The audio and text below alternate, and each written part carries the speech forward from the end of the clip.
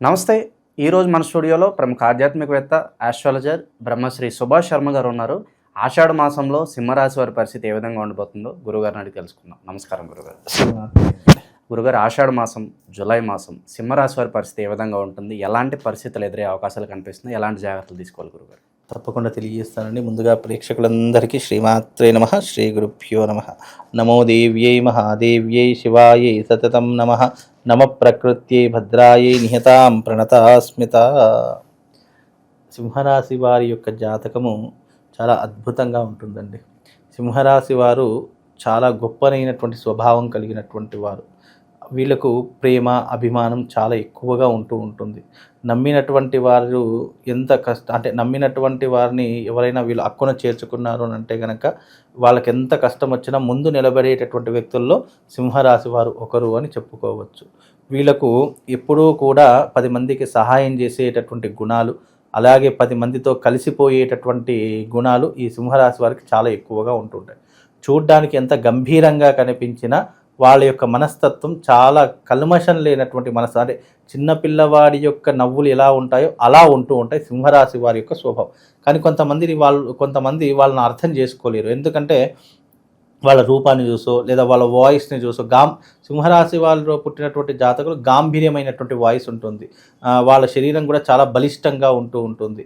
వీళ్ళు మాట్లాడినా కూడా కోపంగా మాట్లాడుతున్నారు అన్నటువంటి స్వభావం ఉంటుంది. కానీ సింహరాశి వారి యొక్క ప్రవర్తన అలా ఉంటుంది. కానీ వాళ్ళు చాలా మంచివారు, నేర్పరి కలిగినటువంటి వారు, మంచి భావన కలిగినటువంటి వారు సింహరాశి వారు ఒకరు అని చెప్పుకోవచ్చు.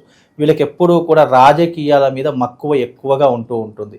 చిన్నప్పటి నుండే రాజకీయాలంటే అనుభవము, చిన్నప్పటి నుంచే గ్యాంగ్ని మెయింటైన్ చేయడము, ఎప్పుడు కూడా 10 మందిని వెనకేసుకొని తిరగాలి అనేటువంటి ఆలోచన కలగడము, అలాగే వీళ్ళ జీవితంలో ఎప్పుడూ కూడా 10 మందిని వెంట వేసుకొని తిరగాలి, మనకంటూ ఒక ప్రత్యేకమైనటువంటి గుర్తింపు కావాలి, మనకంటూ ఒక ప్రత్యేకమైన పొజిషన్ కావాలి అనేటటువంటి తరహాలో ఎక్కువగా రాజకీయ రంగంలో వీళ్ళు వెలుగుతూ ఉంటారు.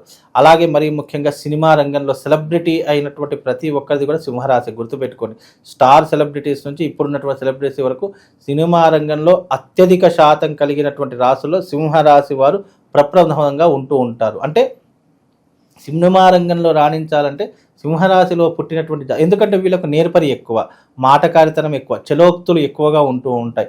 అలాంటి వారు సినిమా రంగంలో రాణించి ఏదైనా కూడా వీళ్ళు దూసుకొని వెళ్ళిపోయేటటువంటి రాకెట్ లాంటి వాళ్ళు. దూసుకొని వెళ్ళిపోవడమే వీళ్ళ పని.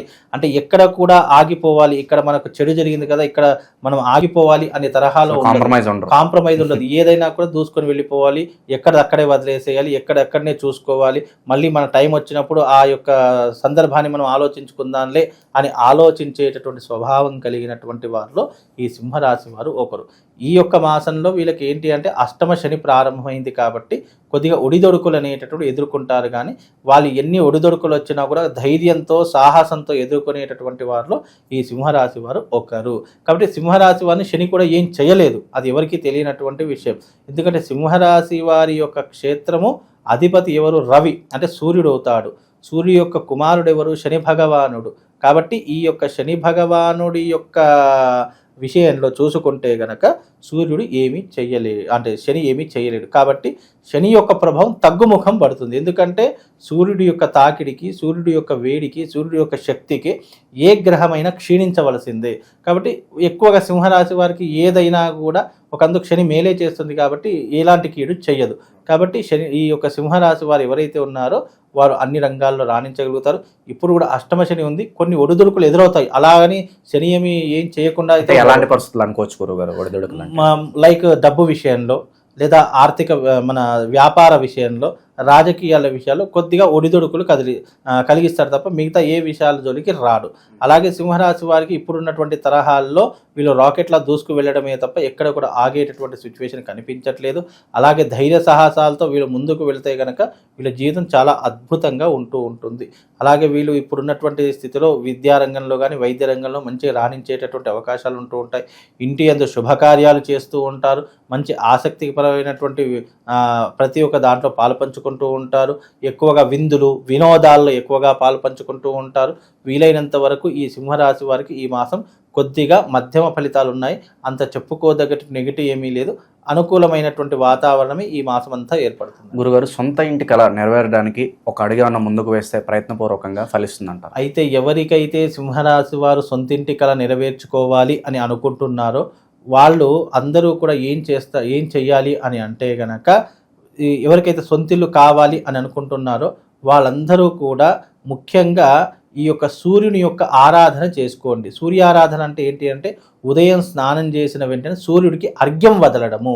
సూర్యోపాసన సూర్య ఆరాధన ఎవరైతే చేస్తారో తప్పకుండా వాళ్ళు సొంతింటి కళ నెరవేర్చుకుంటారు. వాళ్ళు చేయవలసింది కూడా ఏం లేదు, స్నానం చేసిన వెంటనే చక్కగా మనకు ఒక వస్త్రం వేసుకొని, ఒక లుంగి లాంటిది కట్టుకొని లేదా ఒక పంచ లాంటిది కట్టుకొని పైన ఒక కండువ వేసుకొని ఎర్రటి బొట్టు పెట్టుకోవాలి. ఎర్రటి సింధూరమో ఎర్రటి బొట్టు పెట్టుకున్న తర్వాత నుదుటి మీద 3 రేఖలు గీసుకొని అంటే విభూతి రేఖలు గీసుకొని తప్పకుండా ఒక రాగి కలశంలో నిండుగా నీళ్లు తీసుకొని అందులో కాస్త గంధము, ఎర్రటి కుంకుమ, కాస్త పసుపు, ఒక ఎర్రటి పుష్పము అంటే మందార పుష్పము వేసి సూర్యుడికి నమస్కారం చేసుకొని ఆ కలశంలో ఉన్నటువంటి నీళ్లు సూర్యుడికి అర్ఘ్యం వదలాలి. అంటే ధారలాగా పోసి ఓం సప్తాశ్వరదమారూఢం ప్రచండం కశ్యపాత్మజం శ్వేత పద్మధరం దేవం తం సూర్యం ప్రణమామ్యహం అనేటటువంటి మంత్రం చదువుకుంటూ సూర్యుడికి అర్ఘ్యం వదలడం వల్ల సింహరాశి వారికి సొంతింటి కళ నెరవేరుతూ ఉంటుంది.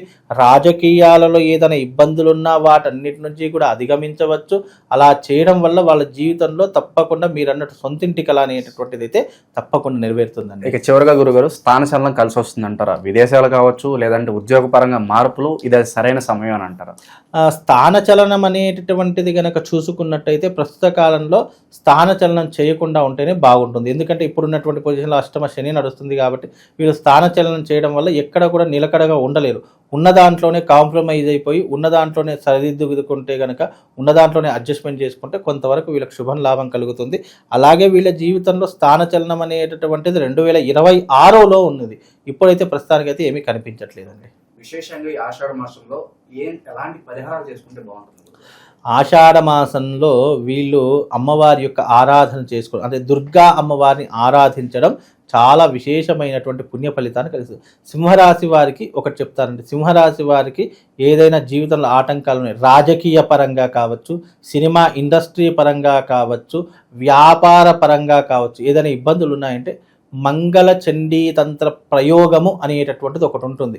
ఈ మంగళ చండీతంత్ర ప్రయోగ విధానాన్ని కనుక ఈ సింహరాశి వారు చేసుకున్నట్టయితే వీళ్ళ జీవితంలో ఉన్నటువంటి అడ్డంకులు అన్నీ తొలగిపోయి మార్గం అనేటటువంటి సునాయాసంగా వెళ్ళేటటువంటి అవకాశాలు ఉంటాయి. విద్యారంగం, వైద్య రంగం లేదా ఉద్యోగ రంగం, వ్యాపార రంగము, సినిమా రంగంలో, రాజకీయ రంగంలో రాణించాలనుకున్న వీళ్ళ జీవితకాలం ఒక్కసారి మంగళ చండీతంత్ర ప్రయోగం చేయించుకోండి. వీళ్ళ జీవితం చాలా అద్భుతంగా మారిపోతుందండి. అంటే ఎవరు అందుకోలేనటువంటి స్థితిలో ఉంటారు. ఆటంకాలు, శత్రునాశనము, ఇబ్బందులు, ఆర్థిక పరమైనటువంటివి, శత్రుపరమైనటువంటివి, రాజకీయ పరమైన ఇబ్బందులన్నీ కూడా తొలగిపోవడానికి ఈ ప్రయోగము చాలా అద్భుతంగా ఉపయోగపడుతుంది. ఈ మంగళ చండీత ప్రయోగం చేసుకోవడం వల్ల సింహరాశి వారికి బలం చేకూరుతూ ఉంటుంది. ఆ బలం అమ్మవారి యొక్క అండదండ కాబట్టి ఈ ఒక్కటి చేసుకుంటే చాలా అద్భుతం. ఓవరాల్గా సింహరాశి వారికి ఆషాఢ మాసం ఏ విధంగా ఉండబోతుందో చాలా బాగా వివరించారు. ధన్యవాదాలు.